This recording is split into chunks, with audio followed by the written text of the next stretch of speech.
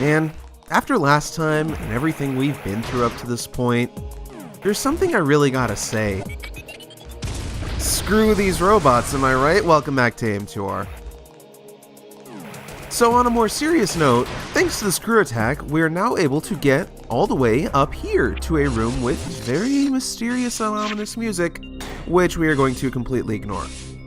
There's a bit more to that place that we will be exploring in the future. For right now, we have this to deal with. So this place is a little interesting. You can see anytime Samus is in this electrical field, let's just call it that, her gun has the same sort of disabling effect that the energy cells cause whenever they go off. So you can't use your weaponry at all when you're inside of that electric field. Thankfully, there's a couple dead zones where we can just lay down a power bomb to get that missile tank. Nice and easy.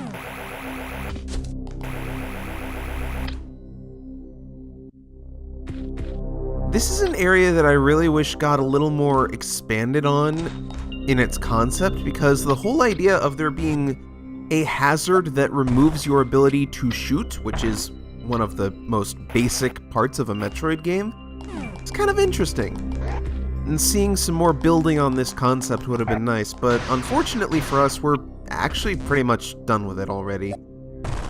I have a feeling this area was originally intended to be a fair bit longer, but just couldn't be for development reasons.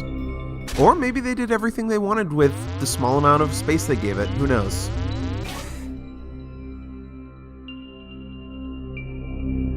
All the same, we finally have the gravity suit. It's been a long time coming for this one, I'll tell you that much. So the gravity suit has an interesting history with this game in the issues that it had more than anything. In the original release of this game, there was, let's just call it a quirk of how it was implemented that made Samus invisible on some machines. And the reason for this was because rather than have entirely new sprites for the gravity suit, they simply used an in-engine effect to dynamically recolor the various suit sprites to match the palette of the gravity suit, which was incompatible on some machines, and so Samus turned invisible. This was later fixed in 1.1, which implemented actual gravity suit sprites, but there was still a small issue with that where there was a missing sprite in that, actually, which made it so whenever you did a straight up and down jump, one of Samus's legs would actually kind of be twitching just because of a missing animation frame. This and I believe a couple of other small bugs, not ones that I ever noticed, were addressed in a fan patch, one that I am currently running. I believe this is 1.1.2, I can't remember off the top of my head. You can Google it and find it probably. But I'm just running that mostly for the sake of not having to see Samus's leg twitch all the time, because, I mean, yeah, it's a minor thing, but it bothers me, man. Little things like that bug me. I'm sorry, I can't handle it. But that being said, Gravity Suit does allow us to do a fair few things, and we've managed to make the loop back around to where we started the video. Which means we're going to completely ignore anything that we could have done in that other room that I mentioned before, and instead go ahead and explore the entire rest of the distribution center. Just seems like the thing to do, you know? But yeah, the distribution center has a ton left for us to do. It's honestly kind of crazy to think about, that we have really only scratched the surface of this place. Maybe we're halfway done, I would say.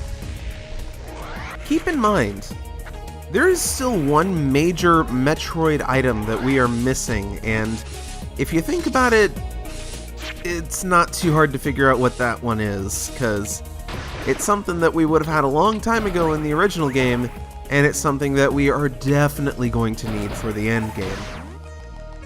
It's probably not very necessary for me to be subtle or tricky about what it is, but I'll leave it vague for, like, the next 2 minutes or so, because we'll already have it by then.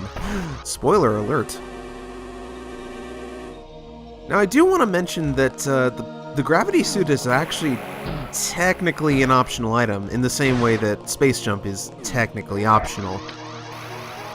There are things you can do, also, hello gammas, to avoid needing it in order to get through the distribution center.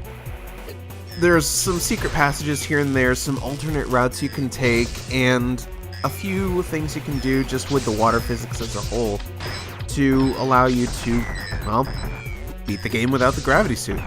It's a lot more of a pain in the ass than you would think, though, because of, well, first of all, without the gravity suit, you have to fight these two gammas with water physics normally applied, which is terrible, because, oh my god, these guys in such a space like this with all these platforms everywhere, kind of messing with their movement and all that, oh boy.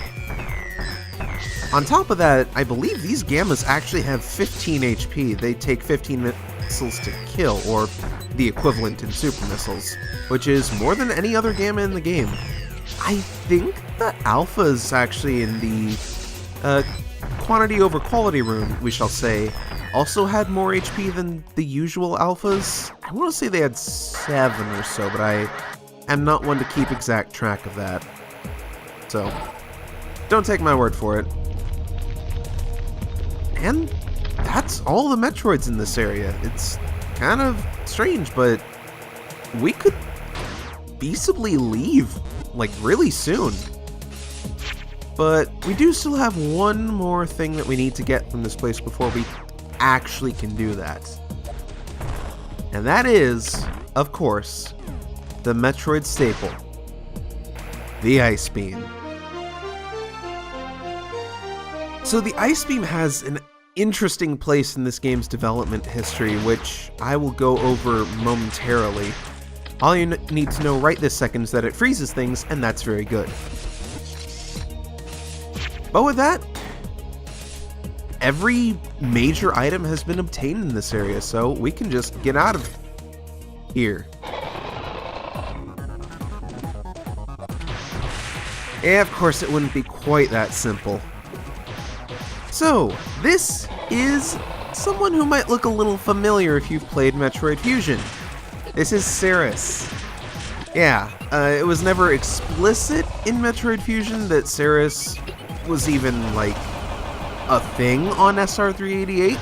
I don't think it's canon necessarily, but it's, given how much stuff from SR388 was in Fusion for various reasons, I think it's a reasonably safe assumption that Serris is at least possibly from SR388, you know?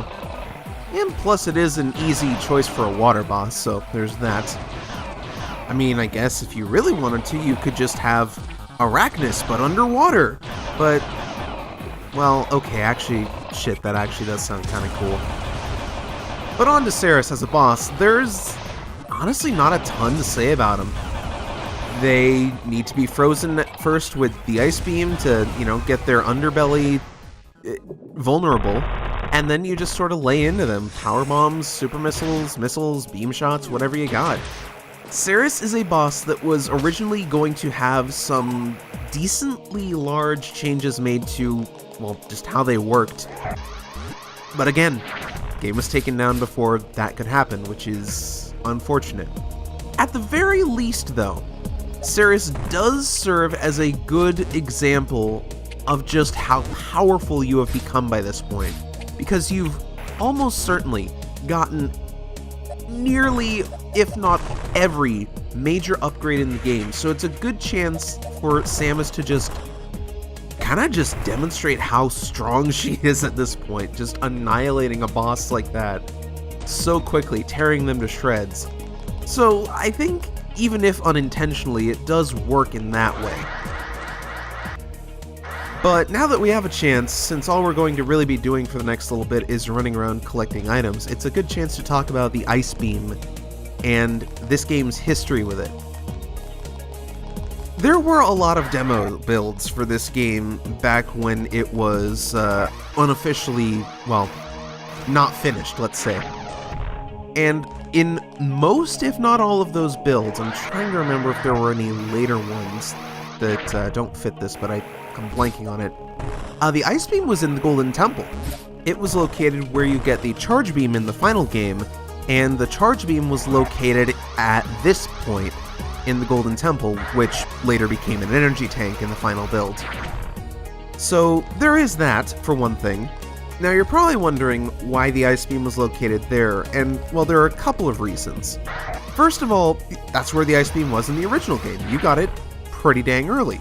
But again, keep in mind, in the original game, the beams didn't stack. Anytime you got a new one, it would overwrite the old one. So you might have had the Ice Beam for, an area or two, and then you replace it with something that was actually better for combat, like the Wave Beam or the Plasma Beam or I guess the Spacer. But really, in original Metroid 2, it's Wave Beam or bust, honestly. So there's that. But the other reason was for, simply, testing purposes. It was demos after all, and you want to make sure that your main mechanics are working and functional and, all that jazz, so put the Ice Beam early on in the game so people can mess around with its freezing properties and you can test how that works. The big issue was that one of the Ice Beam's major and consistent mechanics in the Metroid series, which is turning enemies into platforms by freezing them, really didn't work with the flow of this game because of how much freer the movement is with wall jumps, bomb jumps, space jumping so early and all that jazz. And as a result, it was deemed that the whole platform creation mechanic was kind of obsoleted. And it kind of is. Like, you have no need for Ice Beam platforms whatsoever in this game at any point. Like, even in the original game, it was kind of redundant in a lot of ways. Especially with the Spider Ball. I can't believe I forgot to mention how the Spider Ball makes that kind of completely obsolete. So, rather than make it a utility weapon that really kind of adds a little inconvenience when fighting enemies because you have to freeze and then kill them, it's just a straight damage upgrade that has a cool killing effect because it just, like here, it just freezes the target solid and then they just completely shatter on impact with, the ground, or in the fish's case, the ceiling actually, which is pretty funny. So it makes sense that the Ice Beam would be like this just for game design purposes, and also it just makes it feel that much stronger when you do finally get it. And I think there's an interesting conversation that could be had about the Ice Beam in, Metroid as a whole and what purpose it serves for platforming and for mobility and all that, but that's kind of a complicated topic that I really don't feel qualified to get into any deep, meaningful discussions about. I'm not a game designer by any stretch of the imagination, so we're just going to leave it at that. Yeah, we had to make a big loop around back to this place just to get that super missile, which we could only get now that we have screw attack, so there is that. And I believe that's actually the last item we're going to be getting in this video. Just a little bit more backtracking back to where we actually started this off, because that's not the most convenient spot to start next video, I'd say. Now, the distribution center as a whole, and I could be misremembering this. It's entirely possible that I'm not remembering something right here, but I believe I did read somewhere that one of the big reasons this area exists is to actually not pad out the game, but to make the pacing of the upgrades you receive less rapid fire, if that makes any sense, because the original game certainly had that problem where you would be getting so many upgrades so quickly in the mid-game, and then suddenly, boom, you're thrown right into the end of the game with nothing really left to collect except a bunch of Metroids to kill. And I think this area is really good for changing up the pacing of the original game, and does so in a meaningful and fun way. But that's just my opinion, I guess. There's probably a bunch of you who think this area sucks, and that's fair too.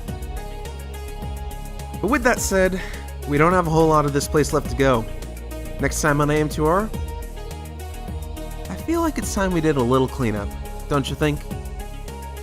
See you then.